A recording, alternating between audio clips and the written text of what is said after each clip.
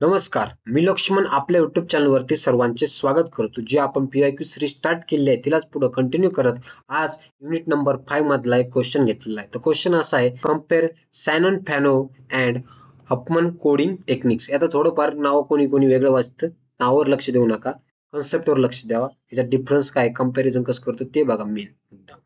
Okay, सगळ्यात पहिले तर प्रोसिजर. ओके, प्रोसिजर आणि कशाच गरज बघणार आपण, सॅनॉन फॅनो कोडिंग आणि हफमन कोडिंग या दोघांचं. तर बघा, top down approach, sort symbol split into two equal probabilities groups assign 0 and 1. याच्यामध्ये काय आहे, टॉप डाऊन अप्रोच. कसा आहे टॉप डाऊन अप्रोच, म्हणजे दोन प्रोबॅबिलिटी काय करतं, डिस्ट्रीब्यूट करतं, म्हणजे स्प्लिट करतं आणि त्याच्यानंतर त्याचा काय करतो, कोड तयार करतो. म्हणजे प्रोबॅबिलिटी दोन इक्वल पार्ट मध्ये डिवाइड करायचं आणि त्याच्यानंतर काय करायचं, कोड तयार करायचं. त्यालाच म्हणते top down approach. Huffman coding मध्ये काय करायचं, बॉटम अप अप्रोच आहे, combine two least probable symbols iteratively to form a tree. म्हणजे आपण याचा ज्या सगळ्यात कमी ज्याची काय प्रोबॅबिलिटी दोघांची, आता टॉप टेबल लिहिला त्याच्यामध्ये काय करायचं, सगळ्यात शेवटला बघायचं सगळ्यात कमी कोणाची प्रोबॅबिलिटी, त्याला काय करायचं, दोघांची ऍडिशन करायची आणि त्याच्या पूर्ण काय करायची, ट्री फॉर्म करायची. ओके, ज्याच्यात सगळ्यात कमी प्रोबॅबिलिटी असेल त्या शेवटच्या लिस्ट टू प्रोबॅबिलिटीज सिम्बॉलची, त्यांना काय करायची, ऍडिशन करायची आणि लिस्ट लिहायचं, त्याच्यानंतर काय फॉर्म करायचं, ट्री फॉर्म करायची. त्यालाच म्हणते हफमन कोडिंग. हफमन कोडिंगचे ते रूल्सच आहे की बॉटम डाऊन अप्रोच, ज्याच्यामध्ये सगळ्यात कमी प्रोबॅबिलिटी असेल त्याची काय करायची, ऍडिशन करायची आणि तेवढं पास करायची व्हॅल्यू. ओके, तर दुसरा पॉईंट येतो ऑप्टिमॅलिटी. ऑप्टिमॅलिटी म्हणजे काय, नॉट ऑलवेज ऑप्टिमल, म्हणजे प्रत्येक वेळेस ऑप्टिमल नसणार. ओके, काय कुठं सॅनॉन फॅनो कोडिंग प्रत्येक वेळेस काय करणार, ऑप्टिमल नसणार. का नसणार, sometimes give longer average code length than the Huffman. बघा, हफमन पेक्षा काय करणार, थोडा कधी कधी ऍव्हरेज कोड पेक्षा थोडा जास्त बीट लागणार आपण. त्याच्यामुळं हे कसं असतं, प्रत्येक वेळेस ऑप्टिमल असतो, हा ऑप्टिमल नसतो, कधी कधी त्याला जास्त बीट लागतात. आणि हफमन मध्ये बघा काय, always produces an optimal prefix code with the minimum average code length. म्हणजे प्रत्येक वेळेस हा कसा असणार, प्रोड्युसेस ऑप्टिमल कोड देणार तुम्हाला, कधी त्याच्यात कमी जास्त नसणार. जितके कोड आहे तितका परफेक्ट कोड लेंथ देणार. याच्यामध्ये थोडे कधी कधी जास्त बीट लागू शकते. ओके, हफमन मध्ये काय असणार, परफेक्ट असणार आणि सॅनॉन फॅनो मध्ये काय एखाद्या वेळेस जास्त बीट लागू शकतो. ओके, असं त्यांचं म्हणणं आहे. त्याच्यानंतर बघा, तिसरा पॉईंट आहे code constructor. Okay, code constructor realize the approximate grouping splitting may not be the perfectly balanced. Okay, जे आपण कोडला काय करतो, स्प्लिट करतो, ते परफेक्टली बॅलेन्स नसतात, इक्वली डिस्ट्रीब्यूट केलेले नसतात. ओके, आता याच्यात माहिती बघा, exact and systematic construction using a binary tree ensure the optimal partitions. म्हणजे आपण काय करणार याच्यामध्ये, खालून याचा टॉप बॉटम अप अप्रोच आहे, म्हणून याला दोन दोन लिस्ट, म्हणजे कमी व्हॅल्यू असणार त्या टोकाला काय करणार, ऍड करीत करीत करीत वर जाणार आहे. त्याच्यापासून काय करणार, ट्री फॉर्म करणार आहे. काय फॉर्म करणार, ट्री. कशापासून, बायनरी ट्री फॉर्म करणार आहे. त्याच्यामुळे काय असणार आहे, सिस्टमॅटिक कन्स्ट्रक्शन आणि एक्झॅक्ट असणार. याच्यामध्ये ट्री कन्स्ट्रक्शन आपण वापरत नाही, म्हणून याच्यामध्ये काय असणार, थोडे अनबॅलेन्स, अप्रॉक्सिमेट बॅलेन्स असतं पण परफेक्टली बॅलेन्स नसतं. ओके, त्याच्यानंतर चौथा पॉईंट येतो कोड लेंथ. चौथा पॉईंट काय, कोड लेंथ. तर बघा, can be some optimal symbols with a higher probability may not be always get minimum length. इथे बघा, याचं म्हणणं काय आहे, प्रत्येक वेळेस can be the optimal always symbols with the higher probability may not be always get minimum value. Minimum हा शब्द. ओके, तर बघा, म्हणजे ज्याची प्रोबॅबिलिटी जास्त असेल, ज्याची प्रोबॅबिलिटी जास्त असेल त्याची कोड लेंथ सगळ्यात कमी, म्हणजे कमी पाहिजे ना, ज्याची प्रोबॅबिलिटी जास्त त्याची कोड लेंथ कमी पाहिजे, असं असतं.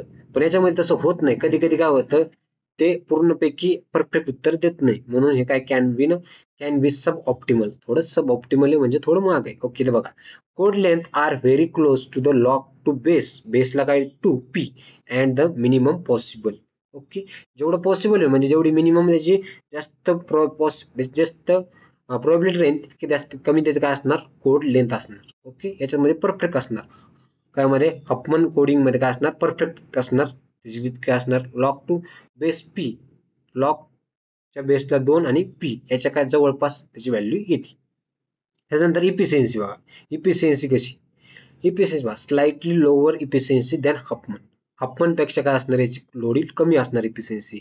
हफमनची एक्झॅक्ट असणार, हे बघा, perfect sorry highest possible efficiency of for any prefix code, म्हणजे प्रिफिक्स कोडचे काय असणार, हायेस्ट पॉसिबल जितकी पॉसिबल होईल तितकी इफिशियन्सी तो देणार, आणि त्याच्यापेक्षा थोडी कमी कोणाची असणार, आपली सायनोन फॅनो कोडिंगची. कोणची? सायनोन फॅनो कोडिंगची त्याच्यापेक्षा थोडी काय असणार, कमी असणार.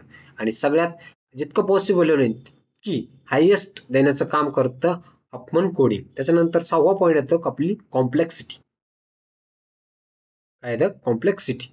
6वा पॉईंट काय, simple and faster to compute. म्हणजे कसं होतं, कॉम्प्लेक्सिटी कशी येते, सिम्पल आहे आणि फास्टर टू कम्प्यूट, म्हणजे एक्झिक्यूट करण्यासाठी कसं आहे, सिम्पल जातं. ओके, दुसरा काही विषय नाही. Slightly more complex due to the tree construction. याच्यामध्ये कसं आहे, आपण लई मोठा डाटा काय करतोय त्या ट्रीच्या फॉर्म मध्ये, म्हणजे त्याला काय करतो, कंबाईन करतोय. त्याच्यासाठी कसं आहे, थोडं कॉम्प्लेक्स होतं. स्लाइटली मोर कॉम्प्लेक्स, स्लाइटली थोडंसं कॉम्प्लेक्स होतं construction due to tree construction म्हणजे त्या ट्री कन्स्ट्रक्शन म्हणण्यात सिम्पल आहे, या ट्री कन्स्ट्रक्शन वापरलं म्हणून हे काय थोडं स्लाइटली मोर कॉम्प्लेक्स. ओके, हे झालं 6वा पॉईंट. 7वा पॉईंट काय, यूज केसेस. यूज केसेस आता यूज कुठं केला, use where quick coding to needed, म्हणजे जिथं क्विक कोडिंगची गरज असते त्याचा तिथं यूज केला जातो सायनोन फॅनो कोडिंगचा. अँड स्मॉल इनएफिशियन्सी इन एक्सेप्ट, थोडंफार मागं पुढं थोडं इनएफिशियन्सी झालं तरी एक्सेप्ट केलं जातं, तिथं याचा यूज केला जातो. स्मॉल फक्त बरं का, स्मॉल लक्षात ठेवा, महत्वाचं आहे. Use in the compression algorithm. Okay, कधी कमी जास्त केलं जातं तिथं याचा यूज केला ड्यू टू द ऑप्टिमॅलिटी. ओके, याचा यूज केला जातो तिथं. त्याच्यानंतर 8वा पॉईंट येतो, सॉरी 8वा पॉईंट येतो output code. Output code prefix tree but not the guaranteed minimum length. आपल्याला जे गॅरंटेड मिनिमम लेंथ असणारा कोड देणार असं नाहीये. त्याच्यामध्ये आउटपुट कोड काय असणार, गॅरंटेड मिनिमम लेंथ असणारा कोड देत नाही. कोण? सायनोन फॅनो. पण इकडे बघा, prefix tree not prefix tree and guaranteed minimum length म्हणजे कधी पण आपल्या कोडची लेंथ कशी असणार, मिनिममच असणार. गॅरंटेड याच्यात कसं आहे, नॉट गॅरंटेड. तुम्ही केलेलं ना नॉट गॅरंटेड मिनिमम लेंथ, आणि याच्यातलेलं गॅरंटेड मिनिमम लेंथ तरी पण चालतं. याला 8वा पॉईंट. ओके, याच्यामध्ये हफमन मध्ये काय असणार, गॅरंटेड मिनिमम लेंथ भेटणार, आणि सायनोन फॅनो मध्ये not guaranteed minimum length. Okay, last point आपला structure. Divide sorted list into two nearly equal probability groups. Nearly या शब्दावर लक्ष द्या, नियरली इक्वल म्हणजे बघा, आपण काय करणार, याच्यामधून जेवढं प्रोबॅबिलिटी दिली त्याच्यामधून आपण एक डिवाइड करणार 2 पार्ट मध्ये. नियरली इक्वल म्हणजे जर 50% जवळपास इक्वल प्रोबॅबिलिटी होईल तर आपण काय करणार, त्याला डिवाइड करतो. पण प्रत्येक वेळेस असं नाही होणार की इक्वल वरती प्रोबॅबिलिटी सेम खालची प्रोबॅबिलिटी सेम असणार. थोडंफार 50-52% सेम असणार, तिथं आपण काय करतो, त्याला स्प्लिट करतो. पण इथं नाही, आपण काय करतोय, build full binary tree from the bottom merging lowest probability nodes. म्हणजे त्याच्यामध्ये काय करतोय, जे सगळ्यात शेवटला आहे त्याच्यापासून काय करणार, आपण ऍड करत जाणार आणि शेवटला आपल्याला बायनरी प्रोबॅबिलिटी भेटणार 1. पण याच्यामध्ये तसं नाही, आपण जे प्रोबॅबिलिटी दिली त्याला डिवाइड करतोय. नियर टू जिथं इक्वल असेल तिथं दोन्ही पार्ट मध्ये डिवाइड करायचं, म्हणजे नियर इक्वल असेल तिथं. ओके, तिथं आपण डिवाइड करतो. म्हणजे प्रत्येक 50% खाली 50% नसतं, कधी कधी थोडं पण मागं पुढं होतं तरी आपण त्याला चालून घेतो. ओके, हे झालं दोघांचं कंपॅरिझन. व्हिडिओ आवडला असेल नक्की लाईक करा, सबस्क्राईब करा आणि शेअर करायला अजिबात विसरू नका. सगळे व्हिडिओ आपण सगळे PYQ आपण अपलोड करीत आहेत. तरी तुम्हाला काही अडचण आली तर तुम्ही खाली कमेंट बॉक्स रिकामा आहे, तुम्ही कमेंट करा नक्की. धन्यवाद.